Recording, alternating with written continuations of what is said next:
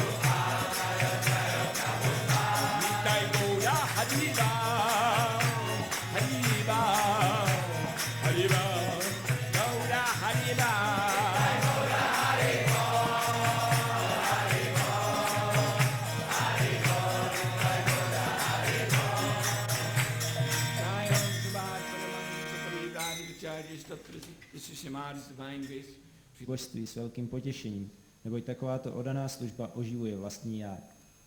Význam. Zde je zvláštní zmínka o tom, jak jedinečná je oddaná služba osobnosti božství Pánu Šrí Krišnovi. Pán Šrí Krišna je Svayam Rup, osobnost božství. Veškeré ostatní podoby Boha počínaje Šrí Baladevem, Sankarshanem, Anirudhou, Pradyumnou a Nárajanem, až po Purusha avatáry, Guna avatáry, Líla avatáry, Yuga avatáry a mnoho tisíc jiných podob osobnosti božství jsou úplnými a jsou náležícími částmi Pána Šrí Krišny. Živé bytosti jsou oddělenými celistvými částmi osobností božství. Pán Šrí Krišna je původní podobou Boha a nejvyšším stupněm transcendence.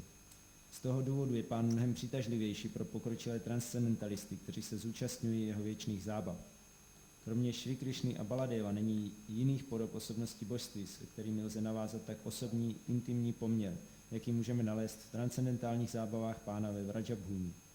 Transcendentální zábavy Pána Šrí Krišny nejsou novodobou záležitostí, jak se domnívají méně inteligentní osoby.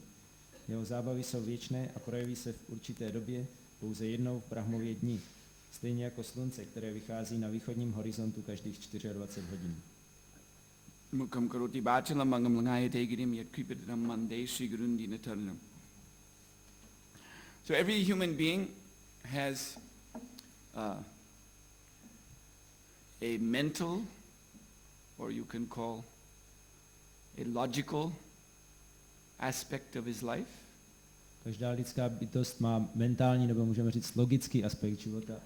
And we have a physical or sensual aspect of life. Potom máme fyzický nebo smyslový aspekt života. And in between we have our emotional life. Mezi tím máme svůj emocionální život. So generally what happens to people in this material world, most people, they start off being very enthusiastic to explore sensual pleasures. A co se obvykle stává většině lidí v tomto světě, že ze začátku mají velké nadšení zažívat co nejvíc smyslových radostí. When we are young children, then we are very much absorbed in sensual happiness. Když jsme mladí, když jsme děti, tak jsme velice pohrouženi do smyslového štěstí. Isn't it? Young children, they want to eat nice, sweet candies and cakes and ice cream. Že vlastně malé děti rádi jedí sladké bonbony a dorty a zmrzliny. They want to drink sweet colas and lemonade. A chtějí pít sladké koly a limonády. And they want to play games. A chtějí si hrát. And generally, as Prabhupada said, unless children are forced to go to school and learn something, they would just like to waste all their years of youth in playing fooling around and enjoying life. A jak Prabhupád říkal, pokud je někdo nedonutí, aby šli do školy se učit, tak by nejradši strávili celé mládí tím, že si jenom budou hrát a užívat života. Mm-hmm.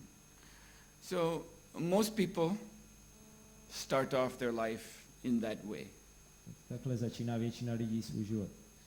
But then we find emotionally that sense activities, sense pleasures are not so satisfactory. Ale pak zjišťujeme, že po emocionální stránce tyhle smyslové radosti nejsou tak uspokojivé. Of course, in the beginning, there is apparent satisfaction. Ze začátku se zdá být, že je uspokojený. But to enjoy, we have to, because a great part of enjoyment is sharing enjoyment with friends. So we have to enter into human relationships. A protože velkou částí požitku je taky sdílet ho s ostatními, tak musíme vstoupit do nějakých lidských vztahů. And in the course of our interaction with other human beings, then emotional problems arise. A jak máme různé výměny s ostatními lidmi, tak vznikají emocionální problémy. Just again, going back to childhood, everyone can remember how when playing with friends, you and your friends, you just want to have fun, but somehow or other there is disagreement. Zase se můžeme vrátit do toho dětství, že si chceme jenom hrát s příteli a chceme se dobře bavit, ale prostě jsou tam neshody. Somehow or other there is some fight. Z nějakého důvodu spolu začneme bojovat. There's some insult. A urážet si. And someone feels very unhappy. A někdo se cítí velice nešťastný. And runs home to mama crying. A utíká domů za mámou s prkotem. Mm-hmm. So, yes, from this effort to enjoy the senses, distress follows. Takže tady z té snahy užívat si na smyslové úrovni přichází neštěstí, soužení. So then I mentioned the mental aspect of life, or the logical aspect of life. Wants to understand why there is a problem with this sense enjoyment. Potom ten mentální nebo logický aspekt života chce chápat, co je za problém s tím smyslovým požitkem. This is the beginning of philosophy. To je začátek filozofie. We start to reflect that, well, maybe this sense gratification is not all there is to this life. Začneme uvažovat, že možná ten smyslový požitek není všechno, co v tomhle životě můžeme zažít. Maybe actual happiness, the actual purpose of our existence, is beyond the senses. Možná, že to skutečné štěstí a skutečný smysl naší existence je něco víc, než jsou smysly. So, in this way, at least some people, they become very introspective and intellectual. A tímhle způsobem aspoň někteří lidé začínají být velice introspektivní a intelektuální. Very cautious about getting themselves involved in worldly, sensual affairs. A začnou být opatrní ohledně toho, aby se zapojili do nějakých světských smyslových záležitostí. And they read many books. Čtou mnoho knížek. And they break their heads, speculating. Lámou si hlavu, spekulují. And here also, there's no ultimate satisfaction. A tohle taky nepřinese konečné uspokojení. This is called, in the language of Chaitanya Charitamrita, shushka gyan, or dry knowledge. V Chaitanya Charitamrita to je nazváno suché poznání. One takes to this dry knowledge because of bad experience in the sensual and emotional fields. Člověk holduje tady tomu suchému poznání, protože je neuspokojený na té smyslové a emocionální úrovni. But in the sensual and emotional fields, that's where all the taste or the fun is. Ale právě na smyslové a emocionální úrovni je veškerá zábava. So it's not perfect. Takže to není dokonalé. But at least it's something. Ale aspoň je to něco. So if we withdraw from that and go into the mind, jestli se od toho stáhneme a jdeme do své mysli, then there's no taste. tak tam není žádná chuť. That's why it's called suska, dry. Proto se říká, že je to suché. Uh-huh. So, anyway, today's verse is informing us that Krishna consciousness, this bhakti yoga, is not suska, it is not dry. A ten dnešní verš nám říká, že bhakti yoga není suchá. You see here, atolvai kavayo. So kavi, the kaviyo refers to the word kavi. So kavi means learned scholar. Kavajo je odvozené od slova kavi, a to znamená učenec. A very wise person, a philosopher. Velice moudrá osoba, filozof. So we might think when we read this word that, then also this Krishna consciousness, this Bhagavad philosophy, it is suska, it is dry. Takže když tady vidíme tohle slovo, tak si můžeme myslet, tahle ta filozofie Bhagavatamu je taky suchá. It is meant, what is the Czech word? Sucha. Shushka. One always finds these connections. It's interesting. Like Veda too. So anyway, yes, Krishna consciousness, it must also be dry. Vědomí Krishny je taky určitě suché. These Hare Krishnas, they're people who don't know how to enjoy the senses. A tyhle Krishnovci nevědí, jak si užívat smyslu. They're strange, you know. Jsou nějaký divní. And they're emotionally messed up. A emocionálně má ve všem zmatek. They don't know how to have nice emotional relationships with other people. Nevědí, jak mít pěkné emocionální vztahy s jinýma lidma. So therefore they withdraw into this abstract world of philosophy, speculation. Proto se stáhli do toho abstraktního světa filozofie a spekulace. So-called spiritual life, Takzvanému duchovnímu životu. which is nothing more than just some hallucinatory level of mind. Což není nic jiného než nějaká halucinační úroveň mysli. And they hide in some safe corner of their brain, A schovávají se v nějakém bezpečném koutku svého mozku. learning verses, learning difficult philosophical concepts, Učí se verše a různé komplikované filozofické koncepty. which is just a way of escaping reality, Což je vlastně jenom způsob, jak utíkat realitě. and which actually has no use. Ve skutečnosti to nemá žádné využití. Nothing practical comes out of it. Nevychází z toho nic praktického. But anyway, that's the Hare Krishnas. They're not practical people. Ale to jsou ty Krišnovci, nejsou vůbec praktický. So many people think like that, isn't it? Takže mnoho lidí takhle uvažuje. Že? But this verse is disproving that.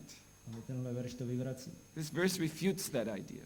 To odmítá takovou představu. Because although the word kavi is used, and kavi, as I said, means intellectual or philosopher, I když tady je slovo kavi, což znamená intelektuál nebo filozof, it is stated that nityam, since time immemorial, řečeno, že už od nepaměti, bhaktim, they have been serving Krishna, oni slouží Krišnovi. Paramaya muda, with great delight. S velkým potěšením. So, this process is not dry, rather prasadinim. This atma prasadinim means it actually satisfies the self. Takže tenhle proces není suchý, ale skutečně uspokojuje vlastní já. So, how can it satisfy the self? A jak to může uspokojit vlastní já? Because it is directed to Vasudevi Bhagavati, Krishna, the Supreme Personality of Godhead. Protože je to zaměřené na Krišnu, nejvyšší osobnost božství. This is very important. Krishna, he's Bhagavan. Bhagavan means he is the person who is the possessor of all opulences, all the bhagas. To je velice důležité, že Krishna je Bhagavan, to znamená osoba, která má všechny druhy bohatství. So it is by these bhagas that we can have bhoga. We can have enjoyment. Díky tady tomu bohatství, což je bhaga, můžeme mít požitek, což je bhoga. What are these bhagas, these opulences? Co jsou tyhle různá bohatství? There is beauty, Je to krása, there is strength, síla, there is fame, sláva, there is wealth, majetek, there is wisdom, moudrost and there is renunciation. a odříkání. So these are the ideals that all of us seek in life in order to become happy. To jsou ideály, které všichni v životě hledáme, abychom byli šťastní. If we, when it is advertised in the press, in the media, that a famous person is coming to Prague, Když je někde v tisku a vůbec v prostředcích reklama, že do Prahy přijíždí slavná osoba.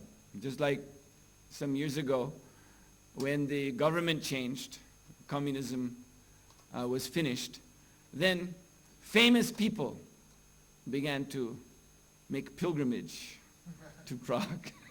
Když před pár lety skončila komunistická vláda, tak slavní lidi se začali vydávat na poutní cestu do Prahy. Of course, these were mainly famous beatniks. Hlavně slavní býtníky. There was Frank Zappa, there was Mick Jagger, these kind of people.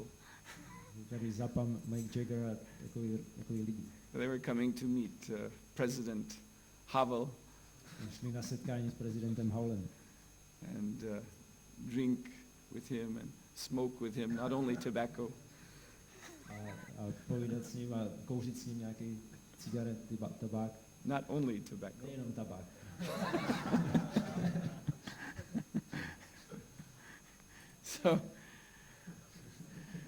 So whenever it was reported that, oh, such and such famous person has now come to Prague, then everybody wants to see him.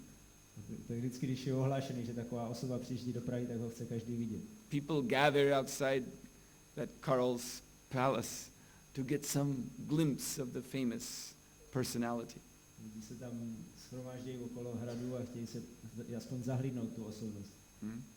So fame or beauty, wealth, these things are attractive. Takže sláva, krása, majetek, takové věci jsou přitažlivé. This is what we look for To, co hledáme. in our effort to enjoy the senses. Ve svém úsilí, jak si užívat smysl. So Bhagavan, Sri Krishna, Vasudev, he is the origin, the possessor of all of these opulences. Pán Krishna je původ a vlastník všech těchto bohatství. He is a real, actually he is the most real person. On je skutečná, vlastně ta nejskutečnější osoba. Therefore he is Param Tattva, the supreme truth. A proto je nejvyšší pravda. So those who are actually intelligent, Kavi, then they seek happiness. They seek this happiness, sensual, emotional, and also the happiness of the mind, knowledge, only in Krishna. Ti, kdo jsou inteligentní, tak hledají toto štěstí jak smyslové, tak emocionální i to mentální jedině v Krishnovi. Because there the happiness is nityam, eternal. Protože tam je to štěstí věčné. Nityananda. Nityananda, there is Lord Chaitanya, Lord Nityananda. So Nityananda means eternal happiness. To je pán Chaitanya a pán Nityananda. A Nityananda znamená věčné štěstí. So, but this happiness, what is important here, it is in bhakti. It is in devotion. A co je důležité, že to štěstí je v oddanosti. Parama purusha sukha matra sva sukhatvam. For a pure devotee, happiness means the happiness of Krishna. Pro čistého oddaného štěstí znamená štěstí Krishny. Not that we want to become Krishna conscious, we want to go through this whole process of Krishna consciousness so that we can come to Krishna, finally achieve Krishna, and then try to loot him, try to steal his bhagas, his opulences, and run away with them. Ha ha ha ha, now they're mine. Že tenhle proces vědomí Krišny neděláme proto, aby jsme chtěli dojít ke Krišnovi a potom mu ukrást všechno to bohatství a utíct. Mm-hmm. Of course, now Prabhupada says, some people, they actually take to the path of Krishna consciousness with that motive. Prabhupada říká, že někteří lidé začínají s vědomím Krišny s takovým motivem. But by Krishna's grace, his mercy, because he is the most merciful person also, they are gradually purified of that impure tendency. Krišnovou milostí, protože on je taky nejmilostivější osoba, se postupně očistí od takových sklonů. Srila Prabhupada told of a thief, professional thief in India, who heard in a recitation, there's a public recitation of Bhagavatam. So he was just standing by the crowd looking whose pocket he could pick. But he happened to hear the Bhagavatam speaker describing the glories of a child, a blue child, who lives in a place called Vrindavan. Šrila Prabhupada vypravoval, jak jeden profesionální zloděj v Indii jednou se přitočil k nějaký přednášce z Bhagavatamu, jenom tam koukal, komu by sebral peněženku, ale přitom zaslech od toho přednášejícího o slávě takového modrého dítěte Krishny, které žije ve Vrindavan. And the speaker said, this child is the origin of all opulence. Ten přednášející říkal, že tohle dítě je původem všeho bohatství. For example, he is always decorated with the most valuable jewels. Například je vždycky ozdobený těmi nejcennějšími drahokami. Kaustuba mani, they're called. The jewels of Krishna, they're chintamani. They're more valuable than any gemstone that we can find in this material world. Ty Krishnovy drahokamy se jmenují Chintamani a jsou cennější než jakýkoliv drahokam, který můžeme najít v tomto světě. The most valuable gemstone in the material world is something that none of you have even seen. It's called Suryakanta. Nejcennější drahokam tady v tom světě jste nikdy ani nikdo neviděl a jmenuje se Suryakanta. It is a gem not of this earth, but from the sun. A to není drahokam z této země, ale ze slunce. And it is effulgent like the sun. A on září jako slunce. In Vedic times, the kings, they would illuminate their palaces not with electric light bulb, but with Suryakanta. Ve védských časech si králové neosvětlovali paláce elektrickýma žárovkama, ale tímhle drahokamem. They would have these stones embedded in the walls, and the whole room would be always full of light. Měli tyhle drahokamy vsazené do zdi a potom celé pokoje byly osvětlené. So that's incredible. But even more so, this Suryakanta jewel would produce gold. Takže to je neuvěřitelné už samou o sobě, ale ještě navíc tenhle drahokam produkoval zlato. So we find in the Krishna book the story of one such jewel called the Shamantaka gem. A v Krishna knižce je příběh o jednom takovém drahokamu, který se jmenoval Shamantaka. Every day it was producing kilos of gold. Každý den produkoval kilogramy zlata. So one can just imagine how opulent such a gemstone must be. Tak si můžeme představit, jaké bohatství takový drahokam představoval. But that is still only material. Ale pořád to je jenom hmotné. The gems that decorate Lord Krishna are called Chintamani. They're gems made of pure Krishna consciousness. A drahokamy, které zdobí Krishnu, se nazývají Chintamani a jsou vytvořené z čistého vědomí Krishny. And therefore, these gems have the quality to satisfy all desire. A proto mají schopnost uspokojit jakoukoliv touhu. Not simply that they produce gold, Ne, že by jenom vytvářeli zlato, but they produce anything you want. ale vytvoří cokoliv chcete. Of course, that is anything you want in Krishna's service. Ale samozřejmě je to cokoliv chcete ve službě Krishnovi. These kind of gems, Chintamani gems, are not available to the prospectors. You know this word? These men who go with the pickaxe to prospectors. They will not be found by these bearded prospectors with the big hats who are sifting the waters and picking the rocks. because these people are materialists. Tyhle kameny nejsou pro nějaký ty fousatý zlatokopy, co kopou do skal a rýžujou vodu, ale protože to není pro materialisty. These Chintamani gems, being themselves conscious, they are devotees of Krishna in the form of gems. So they do not let themselves fall into the hands of such selfish, greedy materialists. Ty drahokamy Chintamani jsou oddaní v podobě drahokamů a tak nedopustí, aby padli do rukou materialistů.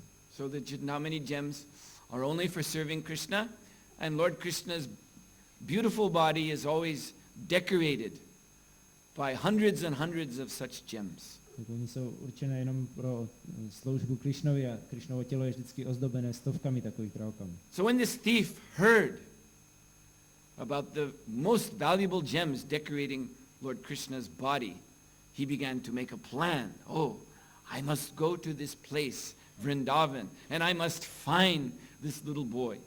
A když ten zloděj slyšel o těch drahokamech, které zdobí Krishnovo tělo, tak začal plánovat, že musí jít do Vrindavanu a najít tohle chlapce. And then I can steal. Tak můžu mu to ukrást. And I will become richer than I could ever hope to be. A pak budu bohatší, než jak jsem mohl kdy doufat. So he, after great effort, he managed to locate that transcendental place called Vrindavan, which is still there now in India. Tak s velkou námahou se mu podařilo najít to místo Vrindavan, které je dodnes v Indii. But even after one has managed to enter Vrindavan, it is a most rare thing that one will actually see Krishna. Ale dokonce, když se člověku podaří přijít do Vrindavanu, tak je velice vzácné, aby skutečně viděl Krishnu. Because we don't have the eyes to see Krishna. Our eyes are material. Protože my máme hmotné oči a s nimi nemůžeme vidět Krishnu. But it is also said that lobha or greed to see Krishna is the best qualification Ale je taky řečeno, že nejlepší kvalifikací je chamtivost vidět Krishnu. for developing spiritual eyes. A nejlepší předpoklad pro to, aby jsme rozvinuli duchovní zrak. So this thief, he certainly had lobha. He was certainly very greedy. A tenhle zloděj byl opravdu chamtivý. So he was going here and there in the Vrindavan forest. Where is Krishna? Where is Krishna? Tak se tam toulal po tom vrindavanském lese a hledal Krishnu. And finally, after a long, long time,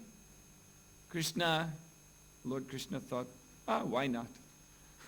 I'll let him see me. So one day he actually saw child Krishna playing. A nakonec za dlouhou dobu si Krishna řekl, no vlastně proč ne, tak se mu ukážu. A on uviděl Krishnu, jak si tam hraje.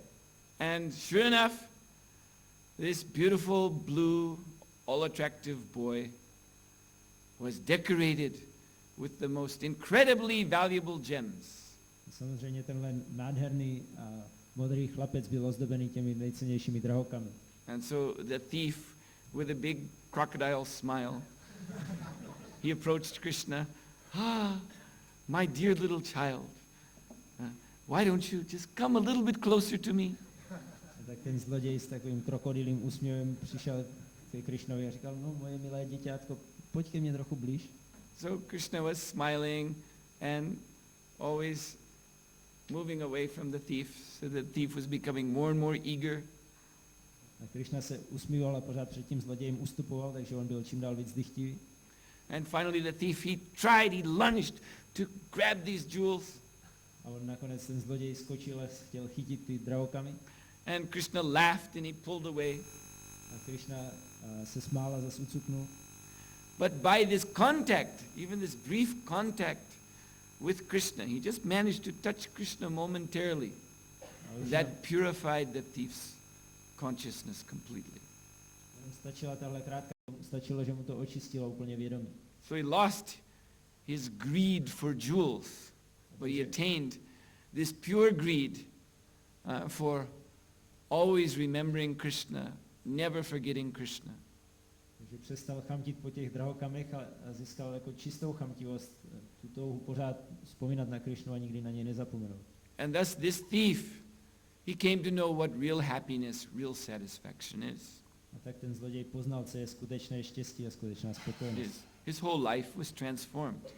Celý jeho život se změnil. No longer a thief, he became a pure devotee, a saintly, most saintly person. Už to nebyl zloděj, ale čistý oddaný největší světec. So you see, my point is that we should not aspire to become Krishna conscious in order to loot Lord Krishna's opulences. Takže co chci říct, že bychom neměli chtít si být vědomí Krišny proto, aby jsme Krišnovi sebrali jeho bohatství. Rather, we should only aspire to become the selfless servants of Lord Krishna. Ale vždycky bychom měli chtít stát se nesobeckými služebníky Krišny. Srila Prabhupada said that Lord Krishna's great devotee, Maya Devi, the material energy, she is there to guard Krishna's pastimes. Prabhupada říkal, že Maya Devi, hmotná energie, která je velkou oddanou Krišny, je tady proto, aby chránila Krišnovi zábavy. So that, as Prabhupada said, no rascal will bother Krishna. Aby, jak říkal Prabhupada, aby žádný darebák neobtěžoval Krišnu. The rascals, the demons, they want to bother Krishna. Yes, they want to loot his opulences. They would like to kidnap Srimati Radharani, take her away. Darebáci chtějí obtěžovat Krišnu, chtějí mu ukrást jeho bohatství nebo chtějí unést Srimati Radharani. But this is not possible. Ale to není možné. Maya supplies for them illusory opulences, so many illusory Radharanis. Maya jim dává iluzorní bohatství, různé iluzorní Radharani. And they're happy with that. A oni jsou šťastní s tím.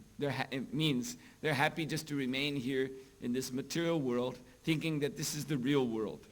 Znamená, že jsou šťastní, když můžou zůstávat tady v hmotném světě a myslet si, že to je skutečný svět. And when they hear about the spiritual world, they just laugh. Ha, ha, ha.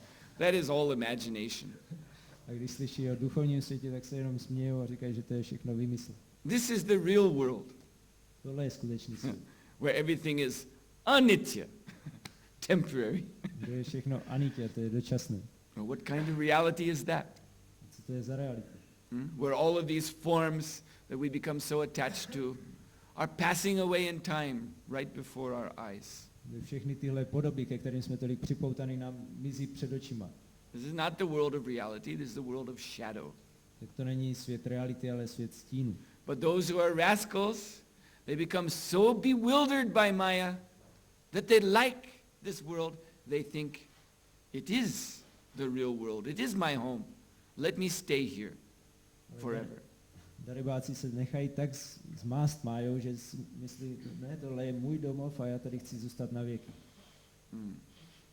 So we must become intelligent, Kavi, Musíme být inteligentní, in order to recognize that this material world is not real, abychom poznali, že tento hmotný svět není skutečný. but more than that, because that is still only the shushka gyan, that is just dry knowledge. Ale tohle je jenom suché poznání. There's so, as I was mentioning the other day, there are so many mundane philosophers who have understood that this world is not real.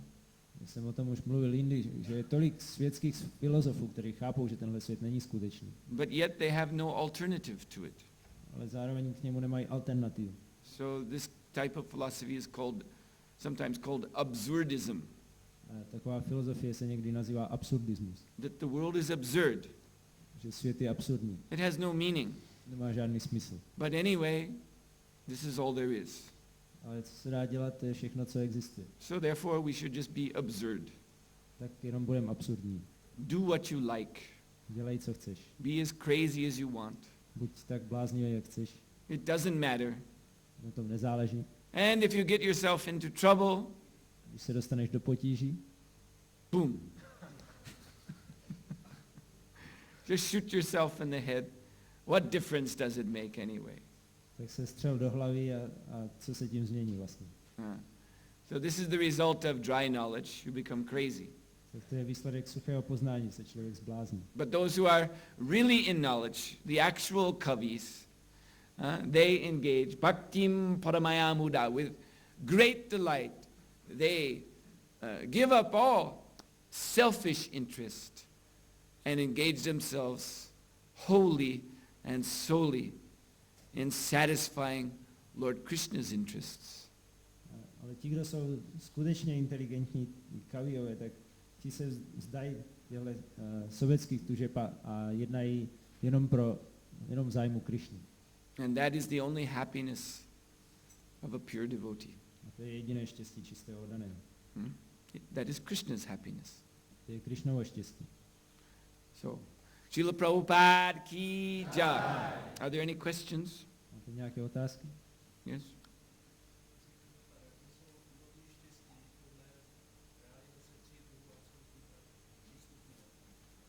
What are the levels of happiness according to the 3 steps in realizing the absolute truth?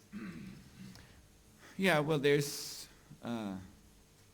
spiritual happiness, Tak existuje duchovní štěstí, which begins with this Brahma Bhuta platform, knowing that I am not the body, but spirit soul.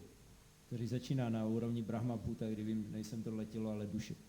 So this is the happiness of relief. A to je štěstí úlevy. Just like if you've been carrying a very heavy load for a long time, and someone takes this load off your back, you feel happiness, but this is the happiness of relief.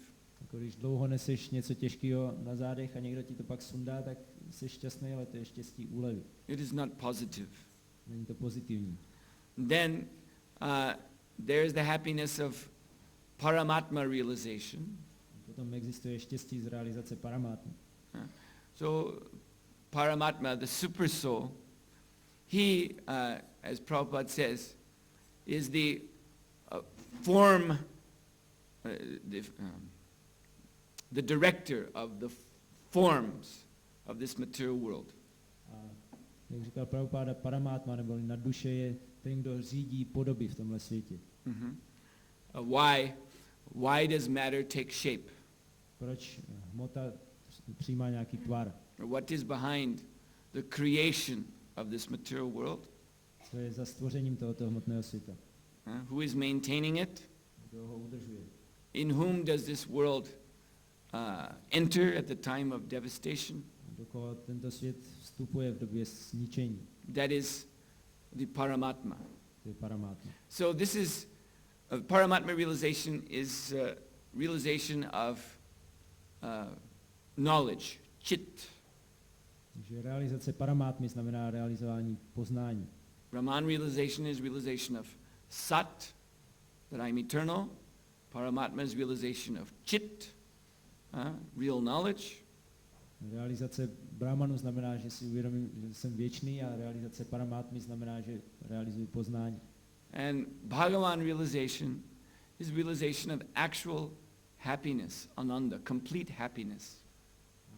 A realizace Bhagavána je realizace úplného štěstí, anandy. Because eternity and knowledge alone, they do not add up to complete happiness. Že samotná věčnost a poznání nedají úplné štěstí.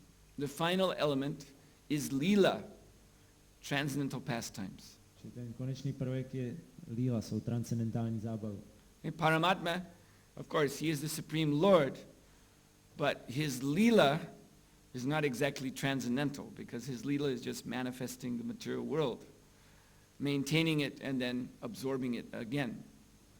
Paramátma je nejvyšší pán, ale v téhle podobě nemá vlastně transcendentální zábavy, protože jenom projevuje hmotný svět, udržuje a zase ho bere do sebe. But in Krishna consciousness, when one develops love of Krishna, then one can enter Lord Krishna's transcendental pastimes of loving enjoyment with his devotees. Ale ve vědomí Krišny, když oddaný vyvine lásku ke Krišnovi, tak může vstoupit do transcendentálních zábav, kde jsou láskyplné vztahy s oddanými. Any other questions? Ještě nějaká otázka?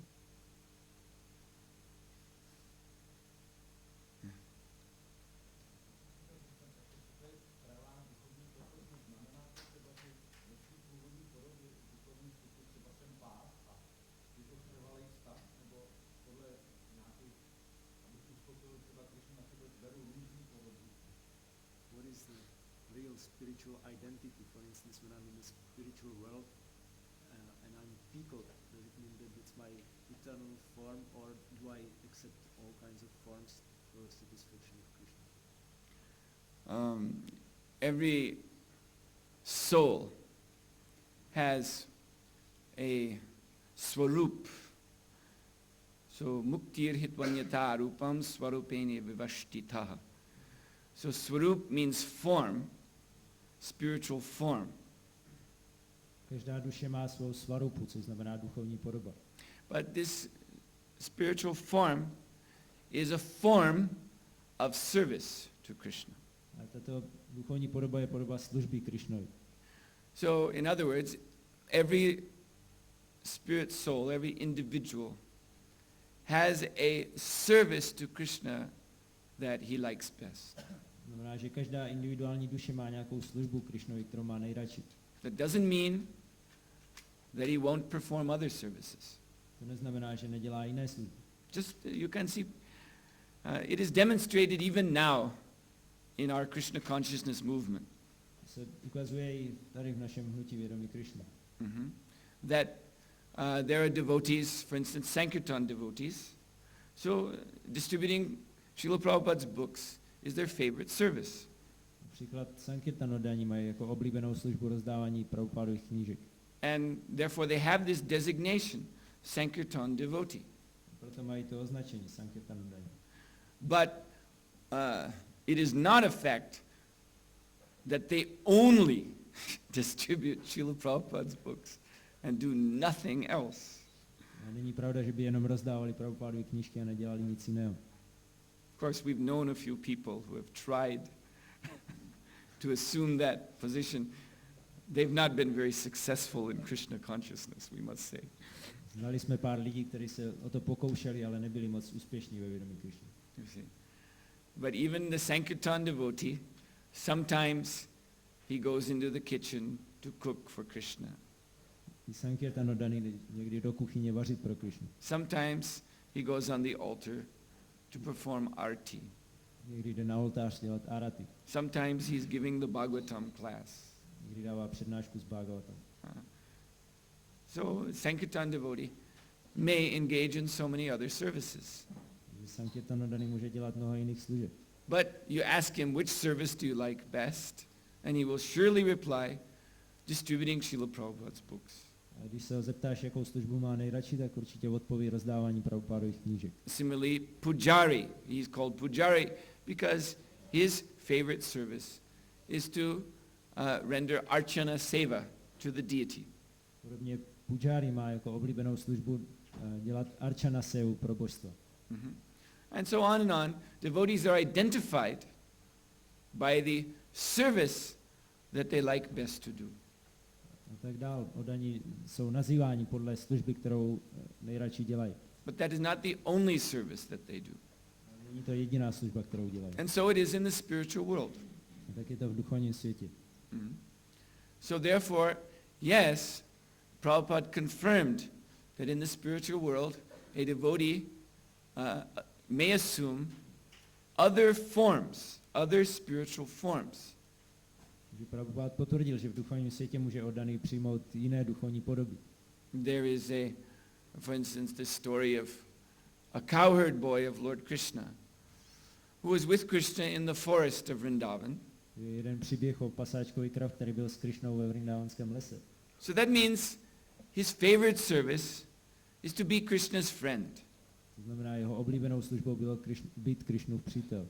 To be with Krishna when Krishna herds the cows. Být s Krishnou, když Krishna pase krávy. But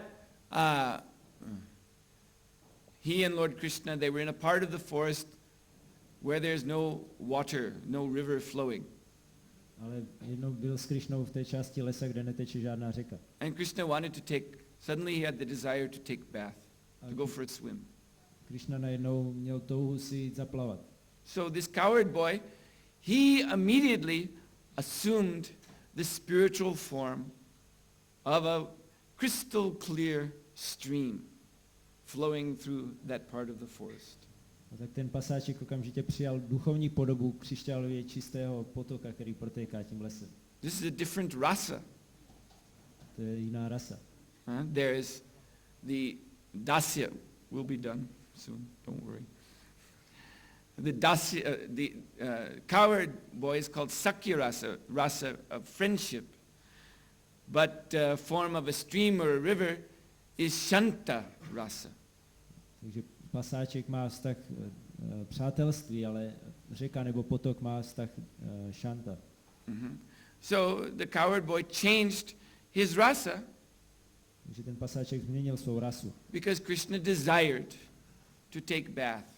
Protože Krishna se chtěl vykoupat. And after Krishna finished his bath, then Krishna needed a towel Jakmile se Krishna dokoupal, tak potřeboval to ručník. dry his body. So the cowherd boy took that form too. Tak ten pasáček zase přijal tuhle podobu. And then he resumed his original form as cowherd boy. Pak se zase vrátil do své původní podoby pasáčka. Mm-hmm.